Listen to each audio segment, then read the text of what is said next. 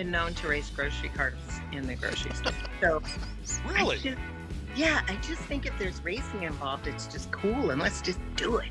Okay, so what part of the supermarket has the widest lanes that allow for better racing among grocery carts? From produce all the way to the meat market. Those are the widest aisles without a lot of traffic.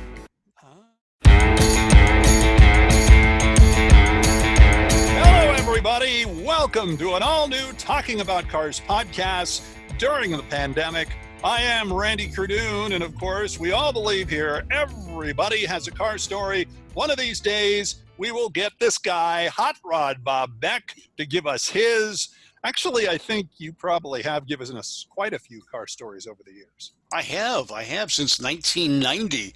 Gas has been proliferating the airways.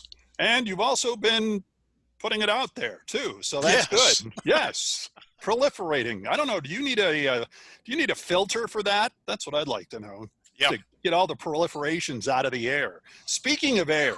Yes. No matter where you're watching us right now, we have to kind of do an update because the fires here have been nuts. Yeah. And there's so many fires going on in California. Oregon has been brutalized. Washington, I've heard it in Utah. There's so many places. Bob, you're by the coast. How bad is the smoke over there? Almost negligible. You go inland about 5 miles, 6 miles, and then you've got it. You smell it. You see it. But here we've had overcast and a breeze coming in from the ocean, so it's kind of blowing away from where we are directly. So you're cooler weather. Yes. You have no smoke. The only place in California that probably doesn't have smoke. Right. Enjoy the lack of people who live in your little community because everybody's going to be moving there soon. Well, you know what? They can move here. That'll just raise the property values. I don't mind that at all. Yeah, and if you own what you do, then you're in great shape. I am. Yeah, we noticed we went inland. We went to Ventura, which is just 10 miles away from where we are. Mm-hmm. And within an hour of us sitting, we had gone to get something to eat. Peg's car was covered in ash. Whereas down here by where we live, we've got the breeze coming in from the ocean, blowing it back inland. So if it's not coming this far, it's a little red sky in the morning when we don't have the breeze, but that's about it. Okay. Well, now that we've shown how Port Hueneme is a wonderful place to live, it is. Make your travel arrangements and make sure you pay twice what Bob paid for his home, and he'll move. Yeah, please. Yeah. I need the equity, please. Let's talk cars, shall we? And of course, we have a special guest today, someone who is, you know the last name, certainly.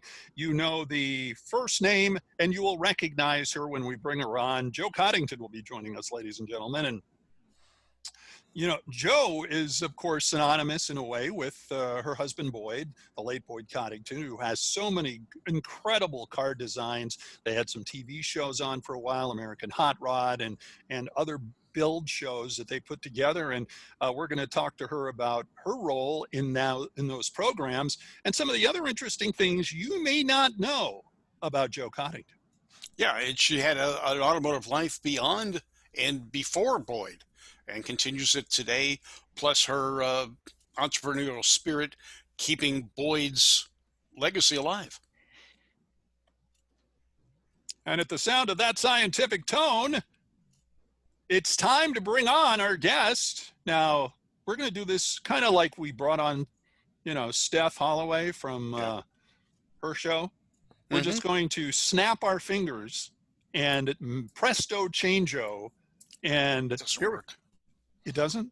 Mine don't work. I've never been able to snap my fingers. You can't seriously snap your fingers? I can't snap my fingers. Seriously? We have learned something about Hot Rod Bob Beck. My coordination's just not there, or my fingers are very just quiet. Can't do that?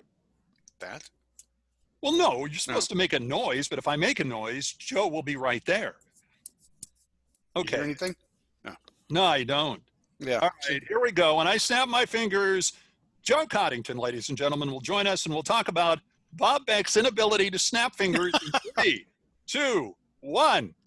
And there she is, ladies and gentlemen. A magic. Jo Coddington joining us from wherever she is. It's the Jo Coddington World Tour, and she's graciously joining us here on Talking About Cars. Joe, thanks for joining us here on the show.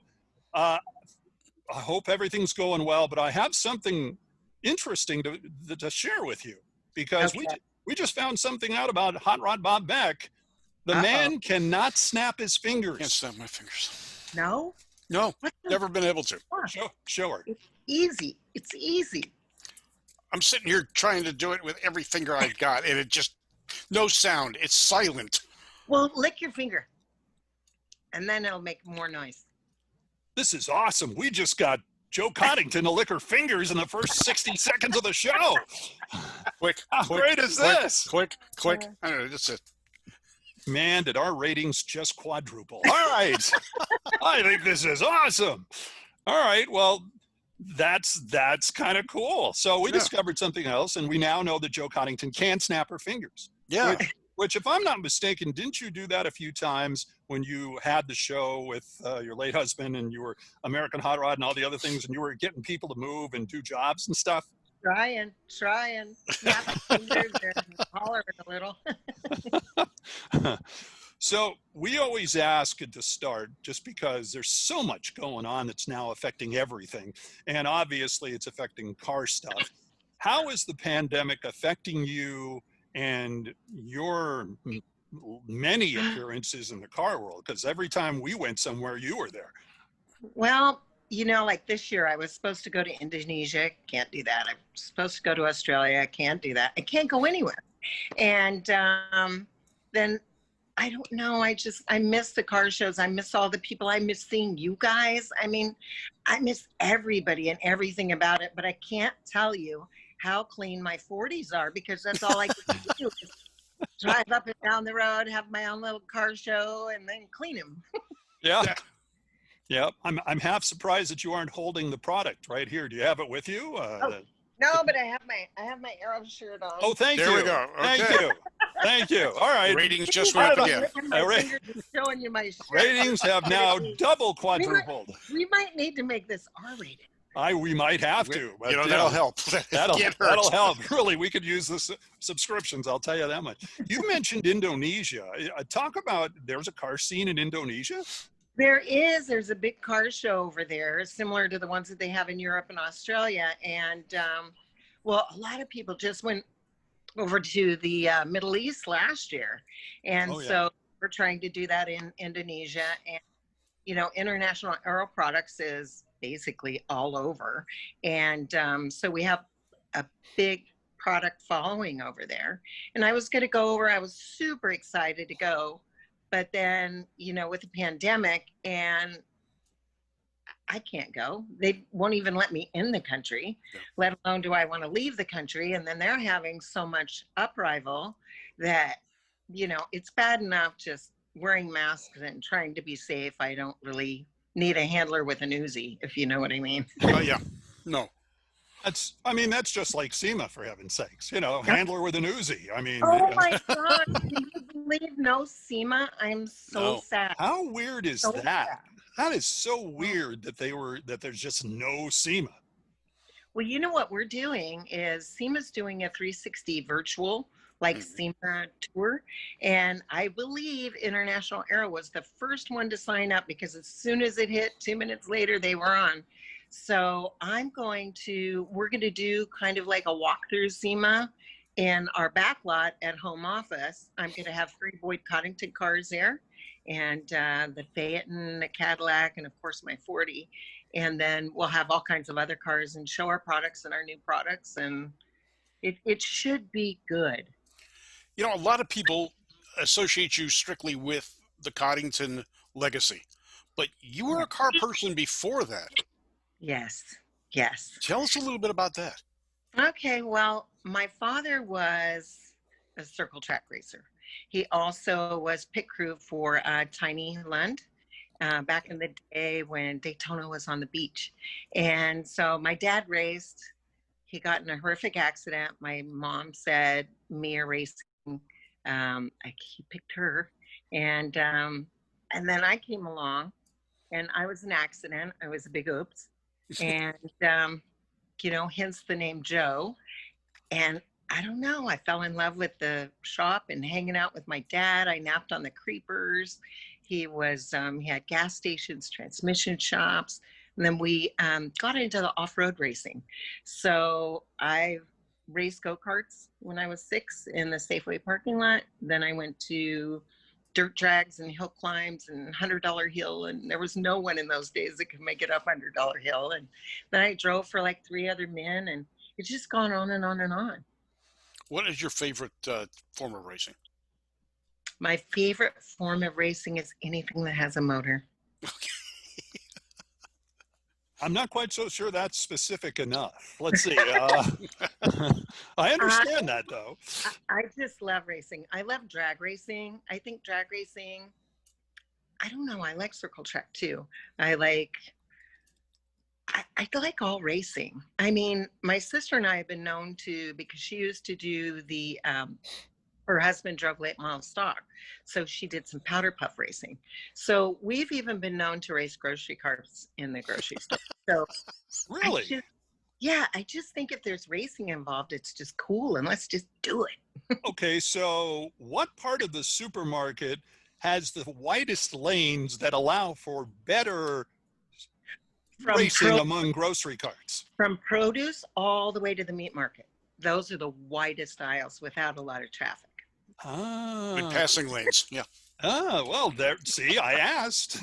I think this is important information because people are going to listen to this and suddenly, going to Vons will never be the same. Exactly. We're going to have add our logos next time we go shopping. What we have to do? We have to start hitting all the supermarkets and putting our logos on the shopping carts. There you go. There you go. There you go. It'll be talking about cars, two tired guys, and of course, gas. Yes. We'll have them all over. You're going to want the ones with our stickers on them, just to make you feel like you're doing what Joe Coddington says. Well, I'll tell you, you send me a couple stickers, I will show you how to use them properly. Ooh, baby. Ooh. I can't turn that down. Whoa. Okay. Absolutely.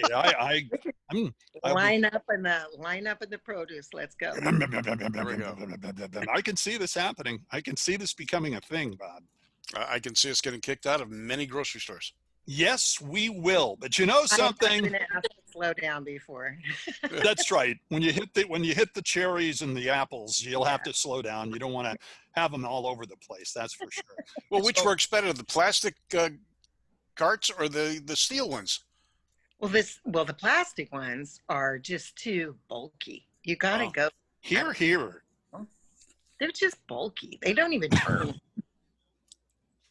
You tune in for entertainment, you get aerodynamics. I mean, Let's talk about grocery aerodynamics today on the show, shall we? I like this. I like where this show is going. The bananas are probably more aerodynamic. So did you take, like, when you had the kids and you would basically go through, the grocery stores and all that stuff, you would kind of have the urge to do that when you had the kids in the seats? Well, yeah, kind of. And then I've always been known to, and I still do, when you leave the grocery store and it has that small incline, you can get the grocery cart really going and stand on the back. Yes. Ooh. I've done that. My favorite. And the only time I go to the grocery store. And come on, you guys watching or listening, you've done the same thing. So come on, how many of you, huh? And you got to lean forward just enough to keep the front wheels from coming off the ground. Yeah, because if they come up, then you're really in trouble. Oh, yeah. So doing research on you, of course, by going to your website, we discovered that you used to drive at the tender age of 12. Yes. And you drove the family car, I would assume, but you needed some help as far as the seat was concerned. Yes, I needed I'm fun size, I'm not quite as tall as my girlfriend, Courtney Hansen or Linda Vaughn, but so I'm more fun size. So two pillows, they really help. Automatic or manual transmission? 3 on the 3. Okay. Really? Yeah. And you were able to reach with the pillows? Sure. You just sit on the edge, and you grab that big old steering wheel and got it made. All right. See, this is stuff you just don't get elsewhere. Nope. All right. True or not true, your children with Boyd have car names. You know what? Is that the funniest thing ever? Those are our dogs. Oh, I don't know how dogs. it ever got on the internet that they were our children, but they're our fur children. We had Billet, we had Cast, we had Hemi, and now I Okay. lost Billet and Cast, but I have Hemi and Diesel. I will never trust IMDb again. No, never again. Lies, lies, lies. Wow. So your dogs. Yes. Okay. All right. Then I withdraw that previous question about putting your kids on the seats. That makes complete. Okay. Well, I did do it with my children, and I've been known to do it a little bit with my grandchildren. It's just fun. I mean, very good. I understand that. Now, do I understand correctly as well? And at the rate I'm going, God knows what I'm about to say. As far as you behind the wheel and racing, talk a little bit about your experience at Bonneville. Bonneville was actually a pretty fantastic experience. I didn't get to try the car before we got there. I shifted on dyno. Down the salt and timing and everything was the first time that I really had driven the car. And it was pretty darn exciting. And I don't know, Bonneville is not smooth. It's anything but smooth. You just pick a spot and you do it. Now, people ask me, this is my favorite question, after they found out that I had raced Bonneville. They said, well, what was your top speed? So I always say forward or backwards. Oh, no, you had one of those rides. I see. So, All right, so which was faster? Forward. But backwards is really interesting because I almost wiped out the timing tent. I didn't want, this is so stupid. So I'm spinning, and I was too far of a spin to really pull my chutes. And so I just went e-ticket ride. You know, I wasn't afraid. It was wide open, and I didn't want to ruin the tires because, you know, they only make them every 5 years. Then when I almost hit the timing tower, I cranked on the brakes. And then, of course, they broke me down right there on the salt. So. Well, how fast did you go going forward? The fastest was the race in October. And so I think I've got a 178.9. What kind of car were you driving? It's an Ecotec. It was one that Boyd had built. Started life as a Model A and wound up being my little girl. But the motor, I could pick up the motor, but the turbo was about the size of my head.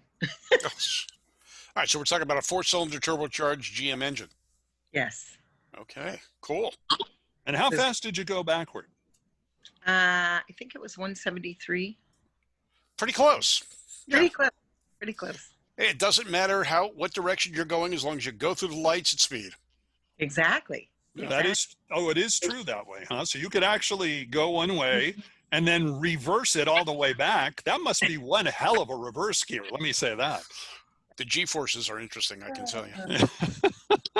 In October, I did make a record run, but you have to back it up in order to get a record. And that's the first year that I know of that it snowed in Bonneville. So we were snowed out and they shut it down. Snowed in Bonneville? Snowed in Bonneville. How can you tell if it's snow or salt? It's white. It tastes better. It tastes better. It's a little more slick, I guess, yeah. Okay, have you ever tasted the salt at Bonneville? Of course, I think we all do it just because we got to do it. Really? You just got to do it. Yeah, you got to prove that it's salt. Yeah, you got to. Okay, so is it saltier than Morton salt, or is it kind of a, how would you describe it? How would you relate it? Have you ever tasted a cow lick, a salt lick? Yeah. Deer? Yeah. Yes. Like You've tasted a cow lick. Come on. I feel so like I've missed out. Look, you can snap your fingers. I can lick a cowlick. Oh my gosh. And I'll join you, Bob. Okay. Oh my. See, unhidden talents. This is the show where we come up with talents that we didn't know existed right here. Hey, when I was a kid, I found out what an electric fence was inadvertently too. Ooh, yeah. Ooh. Well, you were. What about cattle prod? No, not yet. Not yet. I'm not even going to try that one. No. We had a cow-calf operation. That's why hence I licked the salt lick. And then I was loading some calves, and one of the cowboys thought it'd be great to just cattle prod me because I was That'll straddling. prod Ooh. you. Burns. Man, you get the hugest burn on your tushy. Yeah. Okay. Oh, that's You know, makes it a the little people difficult who to are sit down. the people that are listening to this right now on radio.com, their brains are Oh, going all sorts of places. oh, I I bet. we're putting together visuals. Make sure if you're listening to it on radio.com in a couple of weeks, you have to be watching this on our Two Our Tired YouTube. Guys YouTube channel, because that way you'll see it as we talk about it. Well, you won't see it, but you'll see us talking about it. And you'll see the facial reactions, because that is the key. That is the extra dimension of watching it on YouTube. You guys are going to be sorry you clicked your fingers and I appeared. I mean, you're just going to talking about cars, and we're talking about shopping carts. And No, this is what we live on. This is fun. This is Cars are cool, but you got, every so often you have to divert yourself from attention to that, because the guests are certainly more than car people. They have different things going on, and it's up to us to yank it out of you no matter what you have going on. Let's talk automotive design. Okay. Apparently, you learned a lot of that on the show. Is that basically it, or did you ever want to get into automotive design originally? No, I learned a lot from Boyd. I mean, you've got to admit, hands down, many people admit he had a very amazing creative eye and the talent to gather craftsmen that were just superior in their field. I'll tell you a funny story about my design. So Larry had built, which is now, Boyd had built for Larry Murray, which is now mine, a 1944 business coupe. I love this car to bits. So when we were building it, it was right after Boyd had started working in his shop again after the whole bankruptcy of Hot Rods by Boyd and all of that. So I love this car. I just fell in love with it. Make a long story short, Larry Murray wanted to sell it, and it was in the consignment store. So I said, Larry, it would look so much better in my garage. So we froze the keys over probably $500,000 worth of cars that we had in there in consignment. I caught him, and he said, drive it for a week, and I'll be back next week, and you'll get it out of your system. I can sell the darn thing. He comes back. I had detailed it all myself. I had it all clean. I had it back there. And he goes, well, did you get it out of your system? I said, no, it's worse. I have it worse. So Boyd wound up buying the car that he built for Larry Murray for myself. So when I got it, I had to make it mine. So I said to Mike and to Boyd, I want some one-off wheels. And, billet wheels. Why not? And so Boyd said, well, you think you're so cool. Why don't you design them? So I went, okay, I'll do that. And you know how Boyd always had everything hidden. You couldn't, if there was something that he could get rid of, he would do it. So I thought, wow, I'm going to put the tire gate, the filler, behind one of the spokes. How ingenious. No one will ever see it. It'll be smooth. Boyd will be so proud of me. So they went ahead, they built him, got him on the car.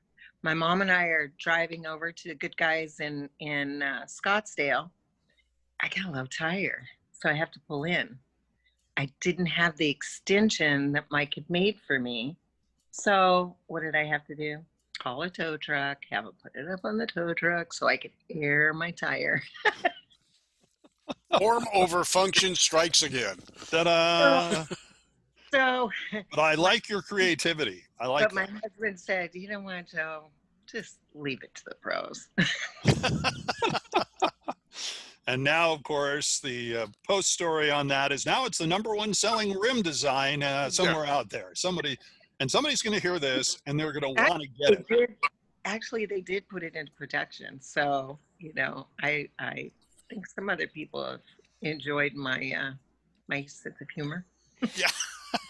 And the same issues, yeah. Creativity, yes. Yeah. Got a flat tire and you got to call a tow truck, yeah. So what kind of cars right now are in your garage? 3 1940 Fords. 3. And a Can-Am with twin turbos.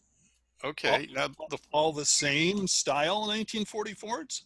They are all, well, two of them are business coupes, and then one is a convertible. We actually got it out of Chet Thomas collection, and she's completely original paint, original everything. I did take the motor out, have it freshened, but it's still all original. She's three on the tree. She's just a beauty, and I did. I call her Miss Daisy because she reminds me of a kid. I mean, she's like, I don't know, 10 inches taller than my other 40s. And, I mean, she's all original, right? And so I called it her heart surgery. So on my Instagram account, I think maybe I put it on Facebook too, but it was Miss Daisy's heart surgery. So she's got a heart. there you Very go. good. I like that. What was your first car then? Would that have been the 53 Chevy on pillows? No, that was my dad's. I never did. Okay. That was like a shop truck. And my first car was a 64 and a half Mustang that my dad got from a customer. She was cute, typical little old lady, barely drove her to the grocery store. And I actually had that until I was in my 30s and someone stole it. And I never was able to recover it. Oh, man. What car would you like to have in the garage that you don't already have? Or that I've never had? Yeah. Well, we're going to give you, let's say, the top 3 cars on the Joe Coddington I Want That Someday list. Everybody has one. Wow. Top 3. Okay. Are you talking Independent of cost. It's just cars you'd love to have. Right. Well, I love the 56 Mercedes, the little gold wings. Those are beautiful. I mean, I would love to have one of those. Let's see, what else? Maybe a Packard. Maybe just a big old Roger Rabbit looking Packard. I would love to have the what the heck? That one always reminded me of a Roger Rabbit car. Okay. Yeah, that's pretty good. Now, a few years ago, we saw you at a Cobra meet down in Huntington Beach. Yeah. Tell us about that and how you got involved with those. Factory 5 Racing, Dave Smith actually invited me to be on an all-girls build and with Bremerton Productions. And I was on an all-girls build, and I was absolutely hooked because the beautiful thing about Factory 5 Racing is you can have someone, a librarian, someone who's never wrenched before, ever, and her daughter, and they could buy one of these kits, become their own Boyd Coddington, Chip Foose, Jesse James, whoever it is that they always have wanted to be, or design like Gene Winfield, George Barris. I mean, the list goes on and on. But you become them yourselves by altering your car as you build it. And Dave, they're incredibly safe. For a component vehicle, they're absolutely my favorite component vehicle out there. I mean, you can get them and they're race ready, fun to build, great memories. And that's what you build. You build memories, and you've got a vehicle to share afterwards. It's the beauty of Factory 5. Jesse James is coming back with Monster Garage. How about that? Is that going to be fun or what? Yeah. I see what he comes up with now. Boyd made up a word. I don't know. Bob, you probably heard him say it before, but it was gorpy. Yeah. He never wanted to insult anyone, but if he saw something that was very, very, very unusual, like some of the builds that Jesse did do on his show, he'd go, "That's gorpy." But Jesse's one of a kind. I really admire Jesse James because anything that he's wanted to learn, he has gone to the best and learned from them. I mean, he's fantastic. Very interesting, though, that that show's coming back. A lot of the other shows continue to go on. Overhauling is back. Kind of. Well, no, and it's interesting. Overhauling started off the second time, or is this the third time around, trying to do newer cars. And Uh-huh. then eventually they remorphed back to doing more classic cars, I guess. That's and they've had a lot of people come back from with a lot of their shows coming up, and we've seen a lot of these shows come back, a lot of different kinds of these build shows. I have to ask you this. You know, you were talking about Bonneville, and there's been, unfortunately, some accidents out there that have been things that have been sad and have cost lives. Jessie Combs, she worked for Boyd at one point, didn't she? No, she never worked for Boyd, but she and I were good friends. And, she was actually on the original Overhauling, on the Right. first Overhauling. And we've just have been friends over the years, and that was pretty horrific. And I had just talked to her like a couple weeks before, because I'm involved. I have a restaurant in Parker, Arizona. So I'm building the patio as the pit stop. So I wanted one of her pictures, you know, out there. And she goes, sure, we'll do it as soon as I get back from, you know, Alfred Desert. And the only thing that I have to say is, and Bob, you know this too from racing, when you put that helmet on and your fire suit, you never know what the outcome is going to be, but it's fulfilling absolutely every cell in your body. Yeah, it's an amazing feeling being able to go out and do something like that, regardless of what speed you're traveling. It's just the person over machine. Right. And I had her on the show, I want to say a couple of years before she made the run, and she was still aiming toward making that kind of a run even back then. And the one thing I noticed is she really didn't think much about the dangers. It was just like she was so laser focused on that kind of racing and accomplishment and setting records. And there was just, so what do you think about this? I don't. She wanted to be the world's fastest woman. Mm-hmm. And in my heart, she always will be.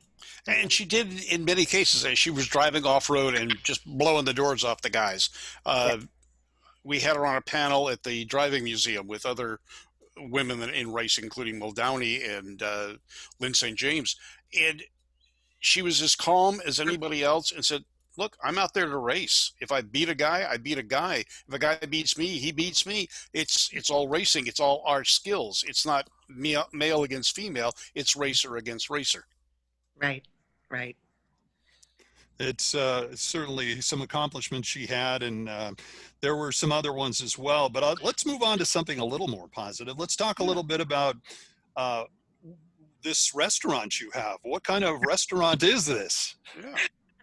Well, I'm involved in a bar and grill out on the Parker Strip in Parker, Arizona, and it's just a fun little family place. But gee whizzes, COVID really put us through the ringer on that as well. Yeah. We do have dine-in, 50% capacity. You know, all this cleansing and masks, and you know, we're trying to do our share. International Aero actually had built 4 aircraft, because that's basically what the company does. The car detailing products are just a very, very small sector.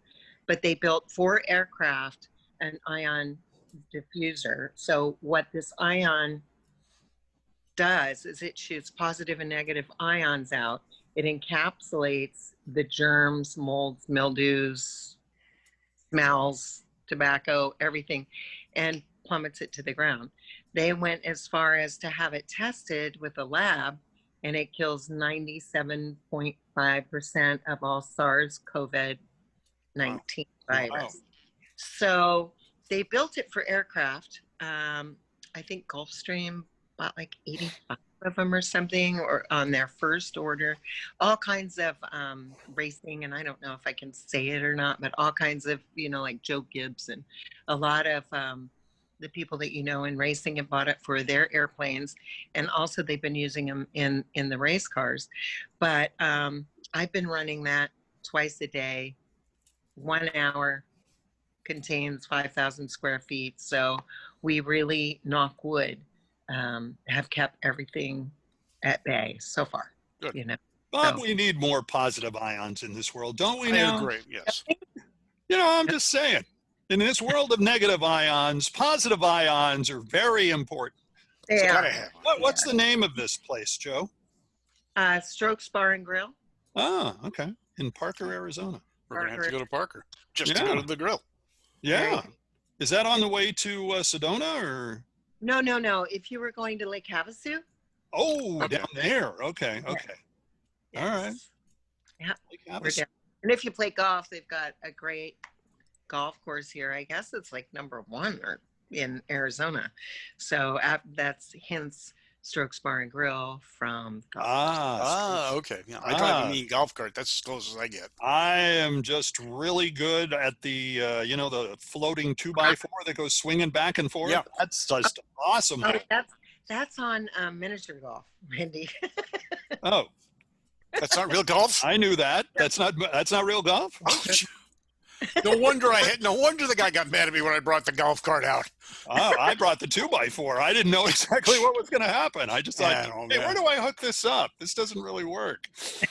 Okay, very good. And I'm so until this thing kind of breaks up, what are you going to be doing car-wise? Just is there a car scene in Parker, Arizona?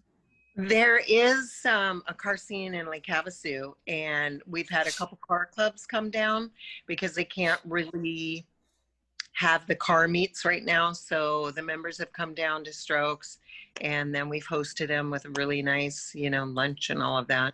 I'm doing a fundraiser, a turkey run, November 14th, and it's actually motorcycles, and they're raising funds for Thanksgiving, families that wouldn't have Thanksgiving dinner and meals and all of that. And anything left will go to the children starting for Christmas. So we'll be doing that too. And anyway, I've had a couple things that I've been able to host at Strokes. And so it's kind of being a little sneaky, but we still have our own little private car show out front. Very good. Now, you're not getting all that fire smoke in your area, are you? No, we haven't so far, Okay, but good. I understand it's really bad. Yeah, and we've discovered that apparently over Bob's house is the only place in California where there's no smoke. Bob, where are you at? Port Hueneme. We're all coming over to Bob's house. Okay. In between Oxnard and Ventura. Because you get the ocean breeze. Yeah, got the ocean breeze going almost all day long. I don't have air conditioning or anything like that. I just open the window in the front of the house and the back of the house, and it just flows through. He's Hot Rod Bob Beck. That's why he gets to do all that kind of stuff. Next time I have a 120-degree day down here, I'm going to visit you and Please. snap my fingers and try to get there. Please come. We did have a hot day a couple of weeks ago. It did get up to 80. Oh my. Okay. All right. A couple rapid fire questions. Number one, what's your go-to snack food? My go-to snack food? Yeah. I have a real weakness for Cheez-Its. Really? Okay. Why am I so amazed? I'm just, okay, that's an interesting one. Yeah. Okay. I like Cheez-Its. I love popcorn too. Uh-huh. If I'm in Wisconsin, it's got to be cheese curds. There you go. Ooh, cheese curds. That's right. Absolutely. So, all right. So there's that. Let's see. What about your go-to beverage? Water. I drink so much water. It's incredible. I don't need flavor. I don't need lemon. I just need water. Very good. Your go-to engine size? My go-to engine size, you mean what I have mostly? What? My street car, I have a turbo. And then also on my Can-Am, so I don't know. If you're building something like a 350, you could.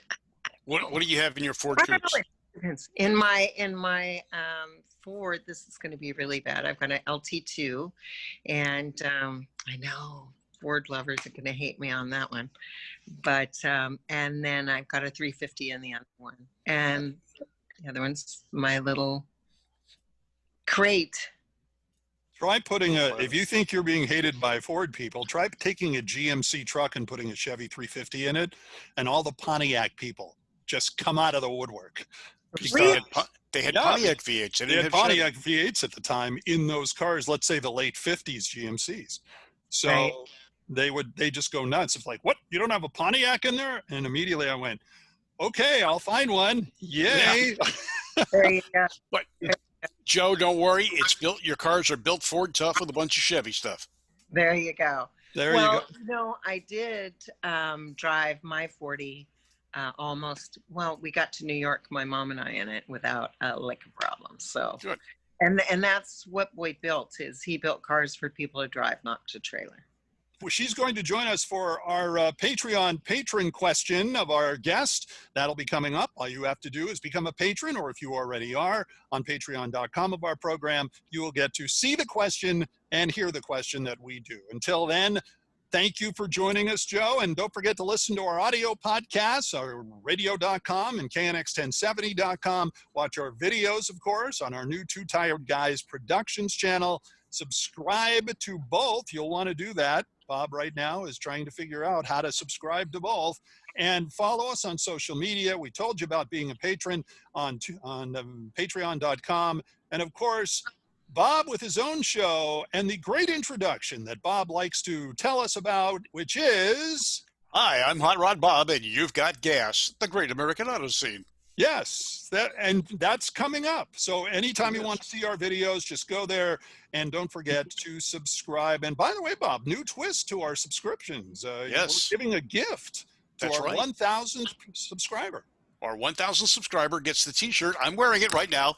Joe showed you hers. I'll show you mine. There. Two Tired Guys. I like And that. Very good. We'll get one to you as well, Joe. But Two Tired Guys Productions, our 1,000th subscriber, and we'll get the shirt. And we're also thinking of possibly talking about cars, hats, and all sorts of other things. So that'll be coming up. So look forward to that. Until next time, I'm Randy. That's Joe. That's Bob. Having fun talking about cars. This is a Two Tired Guys production. See you next time. Thank you. All right. Joe.